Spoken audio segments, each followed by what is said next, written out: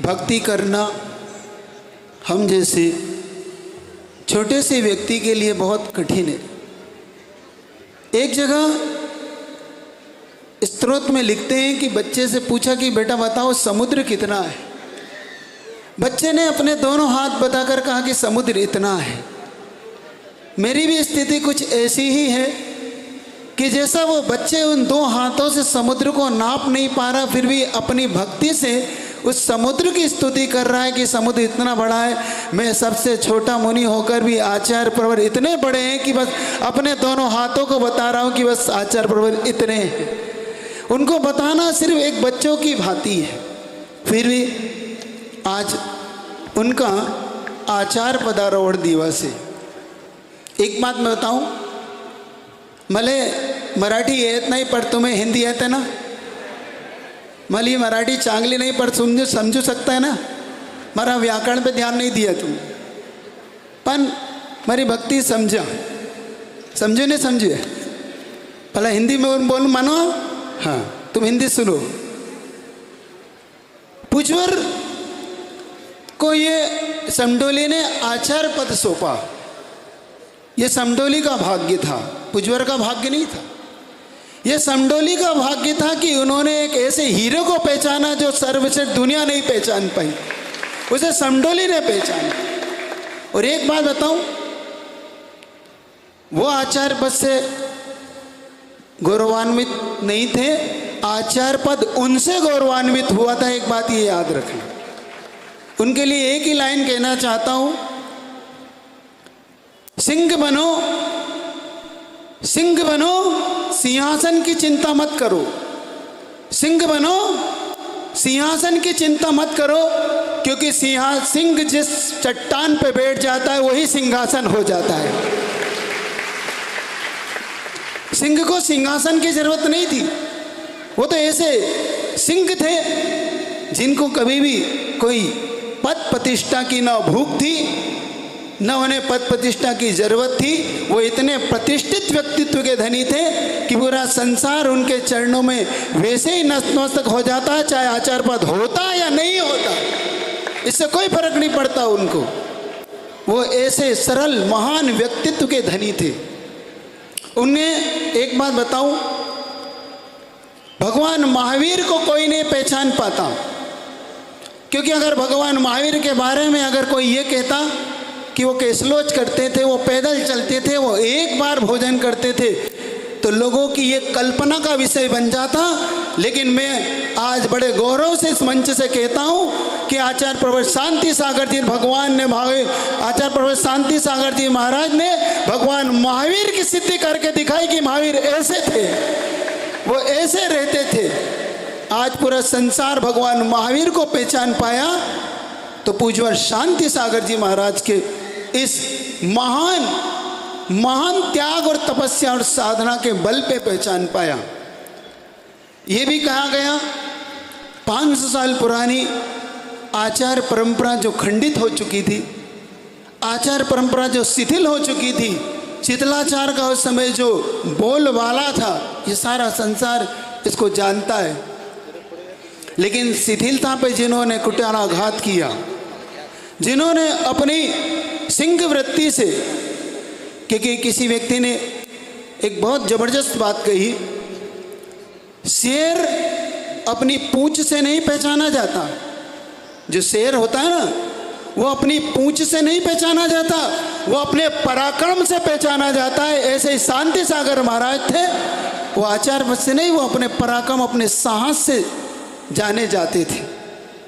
पूज्यवर ने भगवान महावीर की इस परंपरा को जो जीवित किया, शिथिलाचार पर जो कुटाराघात किया, मिथ्यात को जो उन्होंने टुकड़े टुकड़े करके खंड खंड करके इस भारत से दूर किया, इस जैन संसार परंपरा को, जिन आगम की परंपरा को जो संचालित किया, पुनर्जीवित किया, जीवन दान दिया, ऐसे महान आचार्य के बारे में जो कुछ कहा जाए वो कम है, क्योंकि ये तो सूर्य को दीप दिखाने जैसा है।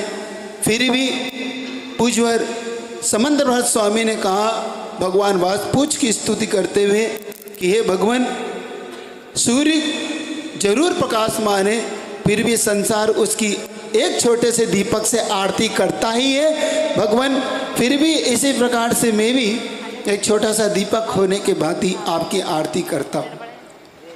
अभी बहुत से बात की गई, विद्यासागर जी महाराज ने भी कही, बहुत से वक्ताओं ने एक बात कही, एक परंपरा की चर्चा की। उस परंपरा की चर्चा में एक चर्चा मैं अपनी तरफ से जोड़ना चाहता हूँ। आपको एक परंपरा की बड़ी चिंता होती है। आप ये तो जरूर कहते हो कि पंचामृत की परंपरा पे कुटाराघात नहीं होना चाहिए। क्या आपको जलाशय की परंपरा पे विश्वास नहीं है जो इसकी चर्चा आप कभी नहीं कहते?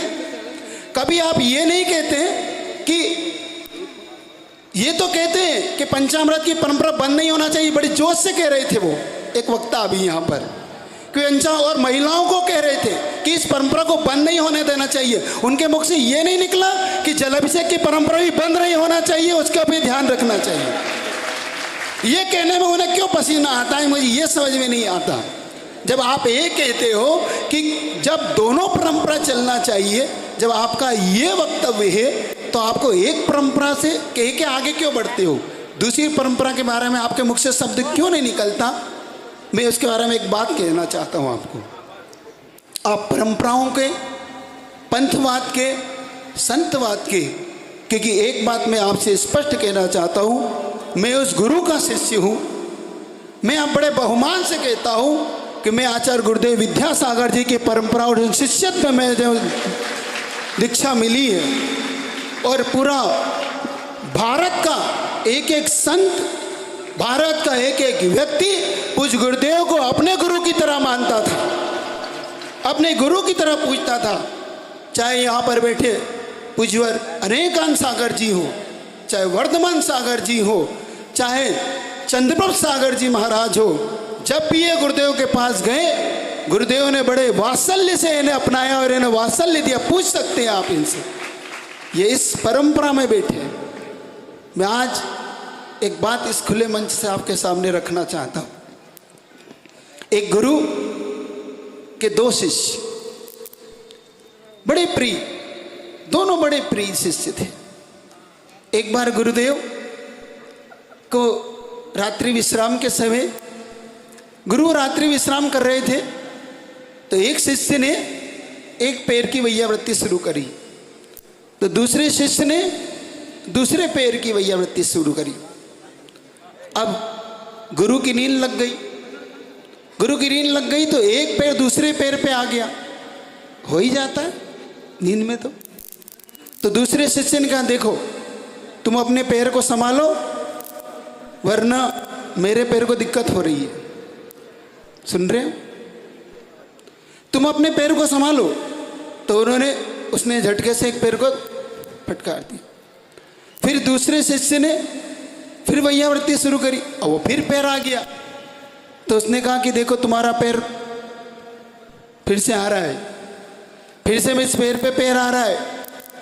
फिर से उसने पैर को, अब तीसरी बार हुआ, उसने एक डंडा उठाया और गुरु के दूसरे पैर पे जम से लगाया। गुरु की नींद खुली, क्या हुआ? अरे गुरुदेव, इसका एक पैर मेरे पैर पे आ रहा है बार बार, नुकसान किसका हुआ? समझ में आ रहा है आपको? हम सब एक ही महान आचार्य शिष्य के, गुरु के शिष्य होकर भी अगर ये गलती कर रहे हैं कि एक पैर दो पैर, तो ध्यान रखो ये अपने गुरु के ही दोनों पैर हैं। ये दोनों पैरों को सुरक्षित रखना, दोनों पैरों की सुरक्षा करना, ये हम शिष्यों का काम है। ये काम नहीं है कि एक पैर को दूसरे पैर को चोट पहुंचाए के और हम ये कहें कि तेरे पैर मेरे पैर पे आ रहा है। समझ रहे हो आप लोग? यहाँ भारत की, दक्षिण भारत की जैन सभा भी बैठी है। यहाँ पर वीराचार्य बाबा साहब कचनेरे के द्वारा वीर सेवा दल का भी संगठन बनाया गया। सबसे पहले मैं वीर सेवा दल को बहुत बहुत इस कार्यक्रम की बधाई देना चाहता हूँ, जिन्होंने इतने महान कार्य को अपने हाथ में लेके और इस कार्य की सफलता को करके दिखाया। बाबा साहब वीराचार्य कचनेरे जी मैं शायद उनका नाम शायद सरनेम सही है, बाबा साहब जी बोलिए सर। हाँ बाबा साहब।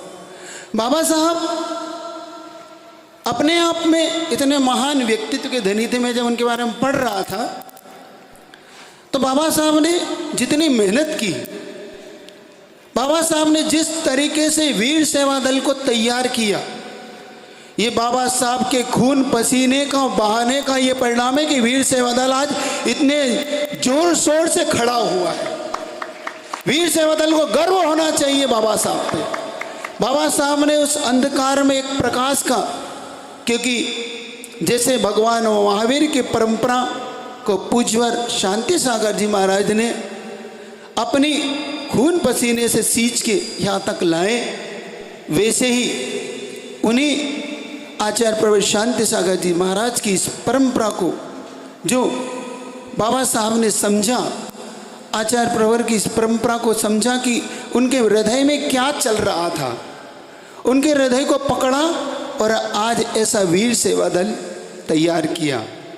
वीर सेवा दल पूज्यवर गुरुदेव विद्यासागर जी के पास भी कई कार्यक्रमों में मैंने देखा, वीर सेवा दल की सेवा मैंने देखी है।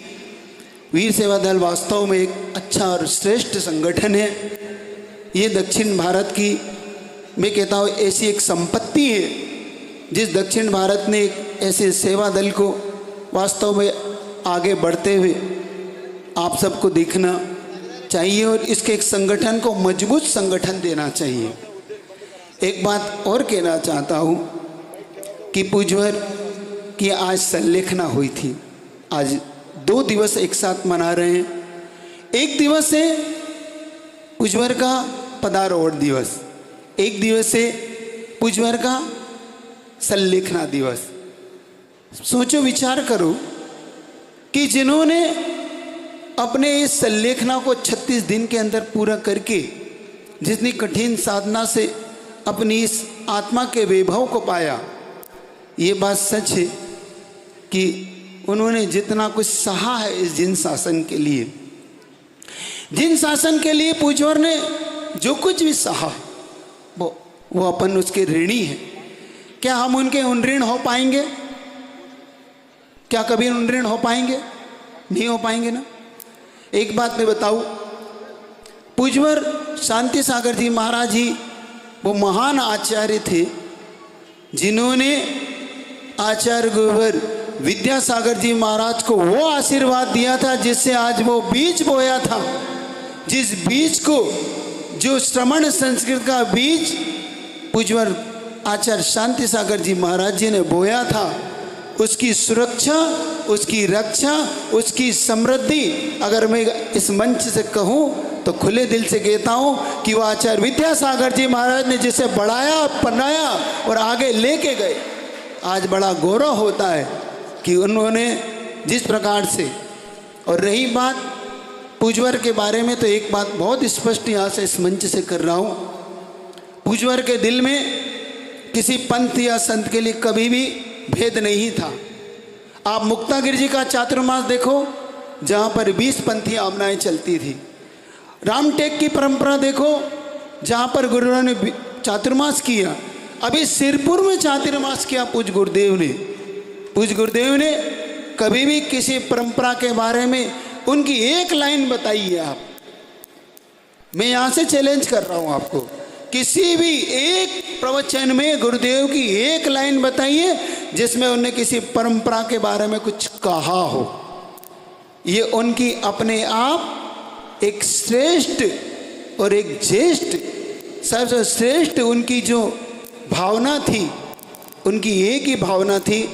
और इस दक्षिण भारत को एक बात बताऊं, सबसे ज़्यादा गुरुवर को चिंता थी तो उसके बाद इस दक्षिण भारत के लोगों की चिंता गुरुदेव के मन में हमेशा थी। उन्होंने इस भारत की, दक्षिण भारत की चिंता हमेशा की। तो दक्षिण भारत से एक बात उम्मीद जरूर करना चाहता हूँ, जिनको ये लगता है कि पूज्य गुरुदेव का संघ कभी भी इस परंपरा को नहीं मानता, ये बिल्कुल भ्रम है। इस भ्रम को आप मिटाइएगा। पूज्य गुरुदेव का संघ, ये बात जरूर है कि गुरुदेव उत्तर भारत में इसलिए रहे कि वहाँ पे उन्हें हमेशा मुनियों का संग, मुनियों की प्राप्ति होती रही। और एक बात बताओ, जिसकी दुकान जहाँ चलेगी वहीं तो, अब यहाँ रत्नों की कमी निकलती, हम क्या करें, है ना। फिर भी बहुत सारे रत्न इस दक्षिण भारत ने दिए। इस दक्षिण भारत की इस भूमि को हृदय से कहता हूँ, हो गए, हो गया, ठीक ठीक कर लेते, समेट देता हूँ अपने प्रवचन को। तो इस दक्षिण भारत की भूमि ने महान महान आचार्यों की परंपरा दी। उत्तर भारत ने अगर तीर्थंकर दिए, तो इस दक्षिण भारत की भूमि ने आचार्यों की एक श्रेष्ठ परंपरा दी। उस परंपरा में पूज्यवर के साथ साथ महान आचार्यों की परंपरा हुई। इतना ही रखता हूँ और आपसे इतनी ही भावना रखता हूँ कि, और एक चीज़ अंत में वाकई के जिन्होंने मुझसे कहा था कि विशाल सागर महाराज से ये उम्मीद करता हूँ कि सांगली चातुर्मास के दौरान कोई एक अच्छी योजना लेके आए। मैं आपको इस योजना के बारे में भी बता देता हूँ। जो कुछ भी दान इकट्ठा हुआ है, पूज्यवर की एक ज्येष्ठ श्रेष्ठ भावना थी कि त्यागी वृत्तियों के लिए और भी कुछ ऐसी योजनाओं को लेके आओ। वो योजना बहुत जल्दी आपके सामने खुल जाएगी, क्योंकि जिन्होंने दान दिया है उनके दान की पूरी हमको सुरक्षा करते हुए आगे बढ़ना है। और रही बात युवाओं की, तो युवाओं के लिए बहुत जल्दी एक मोटिवेशन यहाँ से बिजनेस के लिए भी और युवतियों के लिए भी जो भटक रहे हैं उन सब के लिए भी बहुत जल्दी हम एक योजना बनाने वाले हैं। वो आपके सामने आने वाली है। आप सब अच्छी तरीके से एकजुट होकर समाज एकता के साथ चले। समाज की जो भावना है, तो याद रखना, हम एक ही गुरु के अगर दो शिष्य हैं तो दोनों पैर की सुरक्षा करोगे। जरा हाथ खड़े करके दिखाओ कि दोनों पैर की सुरक्षा करोगे कि नहीं, करोगे ना। बस यही याद रखना है। इसी भावना के साथ आप सबको पुनः बधाई के साथ विद्यासागर जी महाराज, अनेकांत सागर जी महाराज, जिन्होंने दोनों संघों ने एक बहुत अच्छी मेहनत करके यहाँ पर जो योजना बनाई, उन सब के लिए भी साधुवाद, बहुत बहुत धन्यवाद। और इसी के साथ सबको बहुत बहुत साधुवाद। बोले गुरुदेव विद्यासागर जी महाराज की जय। नमस्ते गुरुदेव। यानंतर